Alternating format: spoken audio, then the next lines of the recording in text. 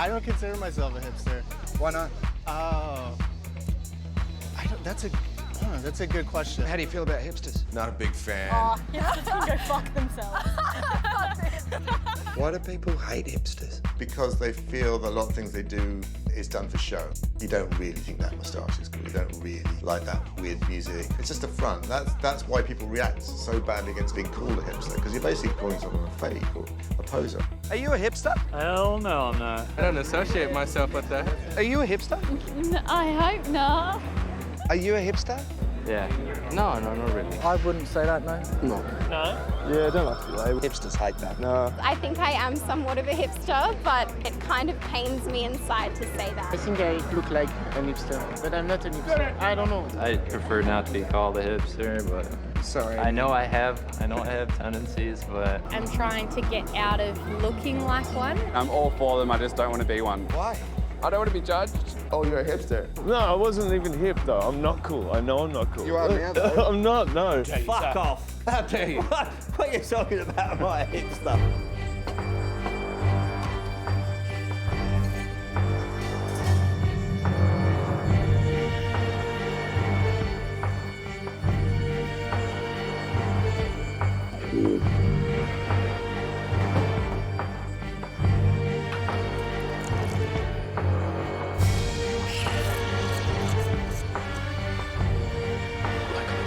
Single origin, artisanal.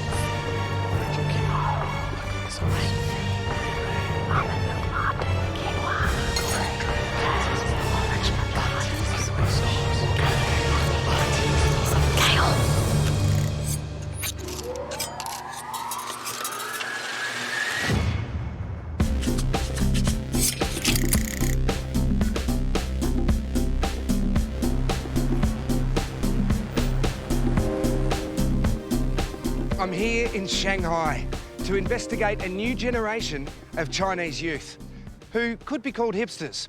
They're known as wenyi qingnian, which literally translates as the cultured youth. But while the hipsters of Williamsburg or Fitzroy might think they're sticking it to the man with their kombucha drinks and top knots, I want to find out if the stakes are higher in a culture where those who shun convention can find themselves being shunned right back.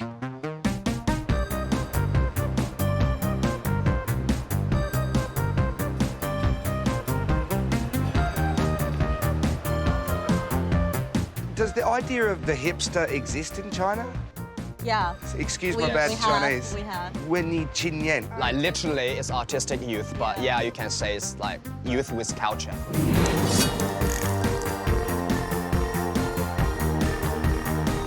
This group of people prefer like inner quality. So they are looking for more knowledge, they're reading, they're watching movies, so they are very knowledgeable. Especially after the 2000, because that's when internet started to get booming in China. Yeah. So we get more exposed to the Western values, Western TV series, just Western stuff, including all the advertisements is around. I think that's when wenyi qingnian culture started to hit its peak. Right. I guess if you are a Chinese, you kind of feel like you are quite small, you're quite invisible in this big society because there's too many people, right? Are the stakes higher in China for people who want to pursue an alternative lifestyle? Yeah. Yeah, it's very high. The society is really being dominated with a lot of the old values. Like get a job, get married, buy a house. Yeah. That's the standard path. Young people living in big city, they are trying to break this old stereotypical way of living your life. They want to seek some new meanings because they are the first generation. They are really going on this road to explore themselves, They can't really choose anyone from their father's generation, to refer to, Weixin is characterized by a lot of emotions, but this kind of attention to your own emotion, to focus on within, is completely lacking, for example, in my father's generation, because that was sort of like a totalitarian era. So everything is sort of like you take order from top down, right? So people don't really care what I want, what I feel. It's more about what this group of people is feeling, is going through. So is it an age of individualism? Yeah, I would say that. So wenyi qingnian, I think it's more about this uprising of this individuality. Right. But nowadays, it's more about like consumption, like icons. So they consumption of a lifestyle. Yeah, the right? consumption lifestyle. Back in the days, if a guy holds a book of Milan Kundera, Yeah. the unbearable lightness of being, Yeah. and he is perceived as a wenyi Wenyi qingnian. qingnian. Right. So some guys say, oh, I want to look cool. I want to be this like really cool guy with inequality. So I go buy this book. So there's a lot of these culture icons out there that sort of like is being perceived as relevant to wenyi qingnian. If you take a Lomo camera or you wear a t-shirt like this, then you perceive like a wenyi qingnian. So no more inequality at all. Yeah. And that's why the people don't want to be labeled like that. So it's perceived as superficial. Or Yeah. pretentious. You know, there is a similar negative connotation in the West. Hipster means a bunch of rich kids dressed up in a really shitty way, but every piece of their clothing is worth like 500 pounds. Yeah. You know, and they're just lying around on the street, being cool, doing nothing. That's how I see it. Yeah. I mean, like, what are you doing, you know, mate? You know, Yeah. right? That's actually how wenyi qingnian is being perceived in China. They're being perceived quite negatively because they are just being superficial. They're not doing things. You know, they're just traveling around, but they don't really know what they're traveling for. Yeah. They're having a camera, but they take shit. You know, they don't really take anything that has a deeper meaning.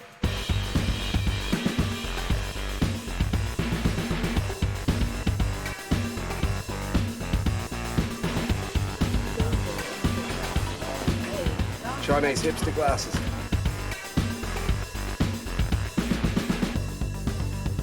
Cheers. Cheers. Even though Chin said that the hipster as we know it might not necessarily exist in China, to me, the wenyi qingnian are basically the same. I wonder if they're easier to find than they are to pronounce.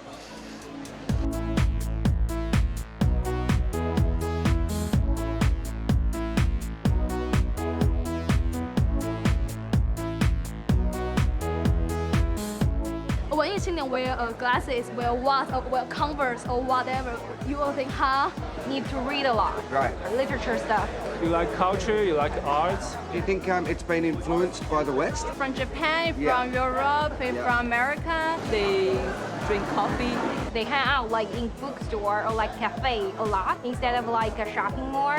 Do they love vintage? Oh yes, they love vintage too. You know how to like express yourself in a certain way instead of like people just talking nonsense. Is one of the things to travel as well? Yes, we have money now. We have visa is better and better. Yeah. We can speak English. I think being ourselves is very important. How does the mainstream treat you? They don't understand me, like I don't understand them. Are you wenyi qingnian? You think I am? I don't know. Yeah, maybe. Oh yeah, I am. Do you enjoy being different? Yeah, probably. I'm glad you're different.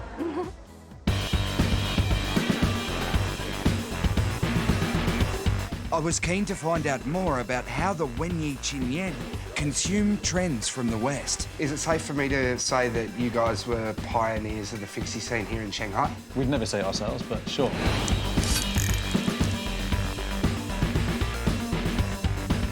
I've heard that there's like this kind of cultured youth or this creative youth that are here in Shanghai. Do you sell bikes to those kind of people? Yeah, they're 99% of what's happening here. They're looking for ways to express themselves that maybe they couldn't do before. The thing about China is that it's been changing a lot over the Yeah. past decade. Commercialism is coming through. Yeah. And so it's very quickly exposed to great technology that didn't exist for a while, and the internet's getting fast. So, sure, go out and get a job and follow your father down that path. But in many cases here, I think that there's a lot of, don't follow your father down that path. Right. Let's form the new country, as it were. Right, there's encouragement to kind of follow what you're interested in and do what you enjoy. If you were to say that fixies are cool, what would you say makes them cool? That movement was the urban cowboy, that you're on a bike out there riding the wilds. You're the against- cowboy of the new generation. Of all this mess. Actually, the Chinese translation for fixed gear, surfei, has a negative connotation. Very negative. Fixed gear bikes can be brakeless, right? In the mainstream, when you read about fixed gear bikes, you're actually hearing brakeless bikes. The media picks that up as all these guys are riding on bikes which don't have any brakes. And so then... That's the cowboy connotation. Right. Right, so it's seen as reckless or irresponsible. So, yeah, and then you get kind of cities announcing that all fixed gear bikes are outlawed on the streets. No. If there was ever a negative connotation around the whole scene, it was this. We'll get customers in here, they'll come in where they're wearing every piece impeccable. They'll have it all sorted out, and they'll walk in and say, right, I'm now ready to buy the bike. You know, my first bike. Wow. And you go, wow, you came through all of that process first and then slot in the wheels. And it seems so backwards. It's a full embracement. They've sat down and gone, right, I'm ready now. My journey begins now. In China, I don't think that commitment lasts forever. I think it'll be die hard until the moment it's not cool anymore. Right. And then it changes. How long will those kids actually ride those bikes and how long will they keep them for? I don't know. Maybe it'll be 2 years, maybe 10 years, maybe they're already gone. Do you die when the trend dies, in terms of what you've built here? I hope not. Yeah. A number of people have bought a new bike and then stacked it around this corner. Yeah. Yeah, I rode in 2 other countries, but not without brakes. This is my first time. You kind of have to just zen it out, really. Yeah, right. You know, there's moments where people are all over the place, coming from all sides. Yeah. And the thing is, if you're expecting it... Yeah.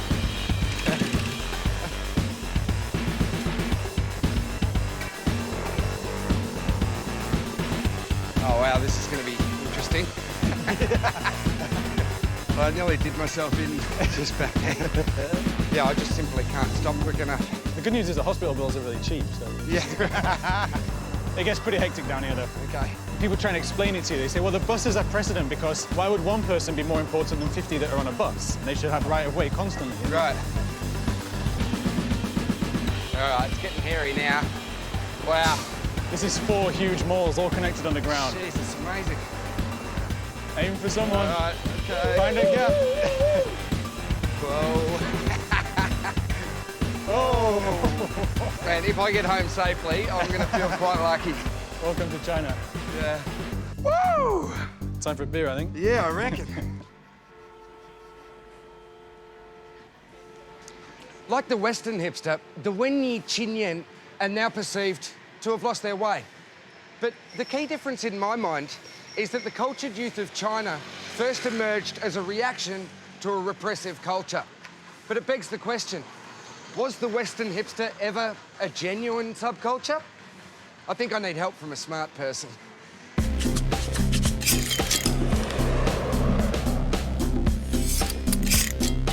What better place to discuss the rise and fall of the hipster than here in Detroit, a place that has seen its own rise and fall.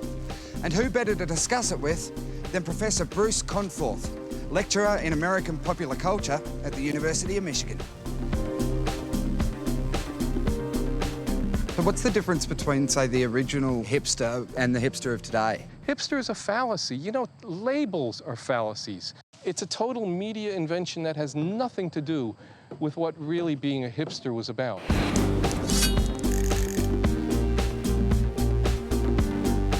Can subcultures exist in the digital age? There's a tendency for many of them to become much more short-lived than in the past, primarily because of the rapidity with which they are exploited. When you turn what begins as something honest and something with integrity into a marketing device, then it becomes relatively short order before a lot of the people who were originally involved say, hey, you know, this is not me. I don't want to have anything to do with that. I'm going to move on to something else.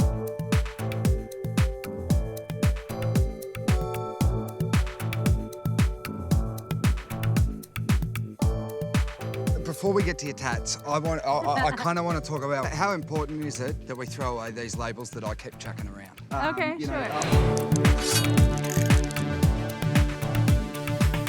I'm going to let you fly. I don't believe I need to prompt you. People are tired of being labeled, branded, constantly sold to. We don't have an identity anymore because we're constantly being branded by it. So are you labelless then? You know, I mean, even if I call you free of labels, then I'm labelling you, right? Well, I'm an artist.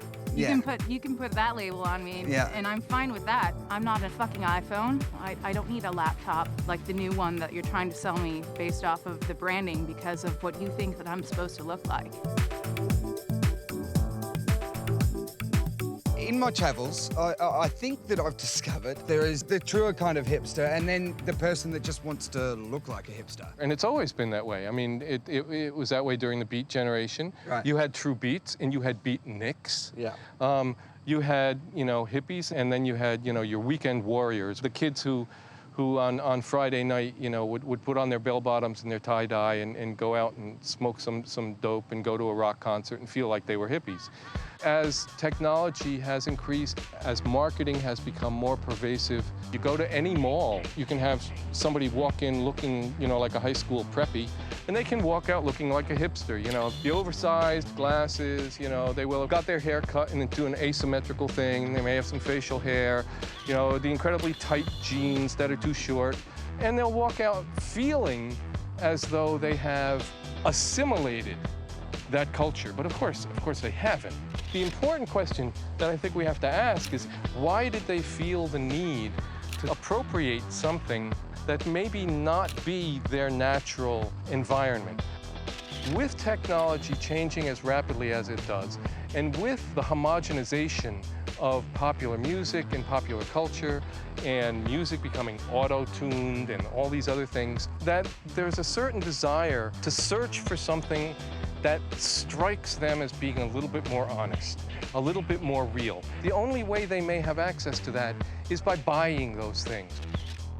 The cultural stereotype of the hipster came about from people going over the top with trying to find some way to be different, when in reality, all they had to do is look within themselves. So, the hipster. Subcultural icon, triumph of marketing, or yesterday's news? And if it is yesterday's news, what's next? Yeah, hipster's dead. I guess it's not that cool to be a hipster anymore. What's next? Hopefully people not giving so much of a hoot about how they're perceived, but that's never gonna happen. The hipsters are having kids, and they're naming them weird things like rainbow and cloud, or what are those kids gonna be like? If it goes by history, they'll probably end up being lawyers and stuff, and be like, Dad, get a job. So there was a hipster bar in the Lower East Side of New York where people just listened to classic rock. And it was almost like everyone was done with being cool. You know, they just wanted to have a beer. Well, we've done emo, we're in hipster. I think it's got to go to somewhere really like sci-fi or something. Metal will be the next thing, and then they'll ruin something else.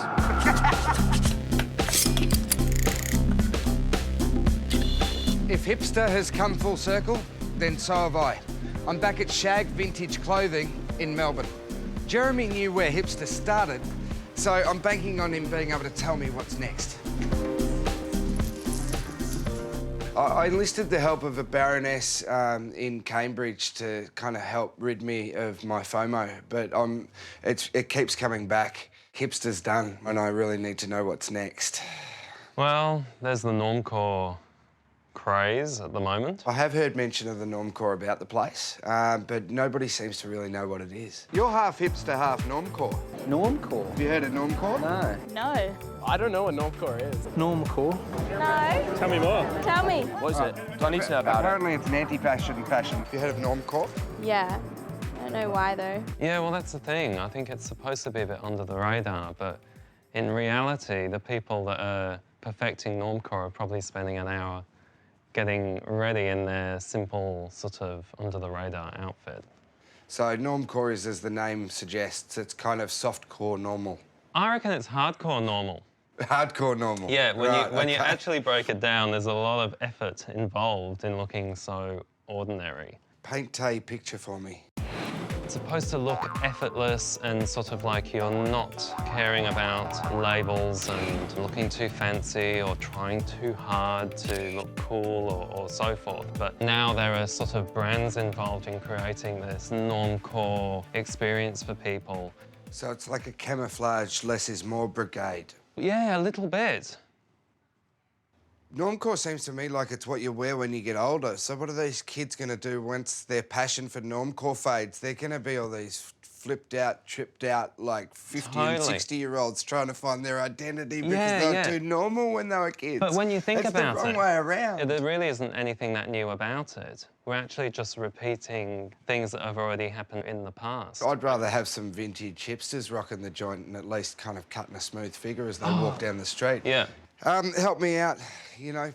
I mean, you've got everything here. Don't tell me you want to be Normcore. I want to feel what it's like. It might be an ordinary feeling soon. These remind me of the 1990s. Probably 92. Can you do them up? Not as thin as I used to be. Oh, don't worry. Here, you can pop that over the top. Bit of Nike. Disgraceful. Pop that on. Cyndi Lauper. Cyndi Lauper? Full Why is- Cyndi Lauper really? action, don't you think? Okay. All right. So I've got to walk normally now too. You have to have a slight attitude, you know, an undercover attitude. Undercover attitude. Like yeah. you don't care, but you know. Yeah. I think you need a few little alterations. There you go. What do you think? Oh, I feel like a goose. Pop those on. I feel like a total fuckwit. Can I get back into my civvies? Yeah. Yeah. I think it's a good idea. Yeah. Excuse me, mate. Hey, can you tell me what the word hipster means to you? Hipster? You're about 5 years too late.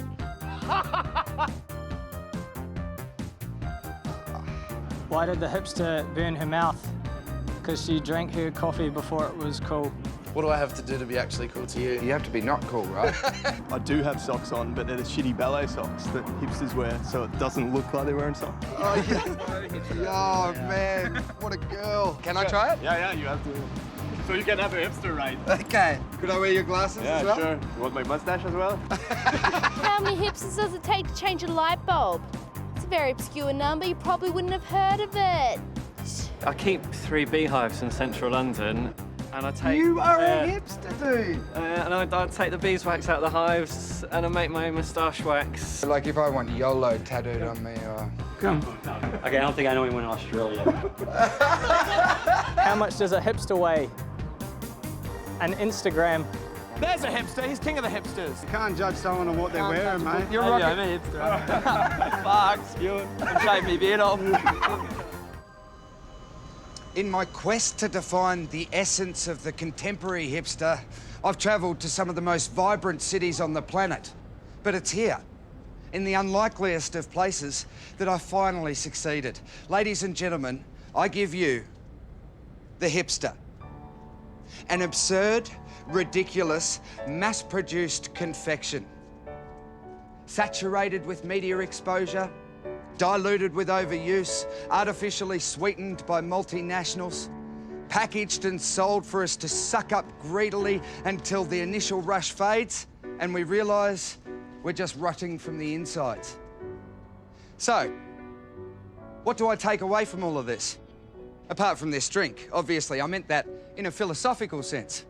What did it all mean?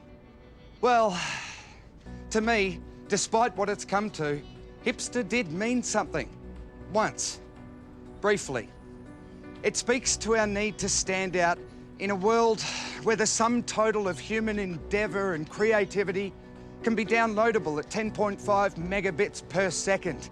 It was an attempt to unplug from all of that and remember what was pure, individual and authentic about what went before. Until it got gobbled up by the very machine that it was trying to escape from in the first place, of course. Perhaps the legacy of the hipster is to remind us that today's individualism is tomorrow's store chain window display. If that's true, what do we do next? Nothing? Occupy something? Go Normcore? Whatever the case, I've learnt that it's more important now than ever to not give a flying fuck about what anybody else might think. I've also learnt that this convenience store beverage, poured, of course, into a plastic mason jar, speaks more eloquently about the hipster trend than I ever could. Thanks for watching. Ugh.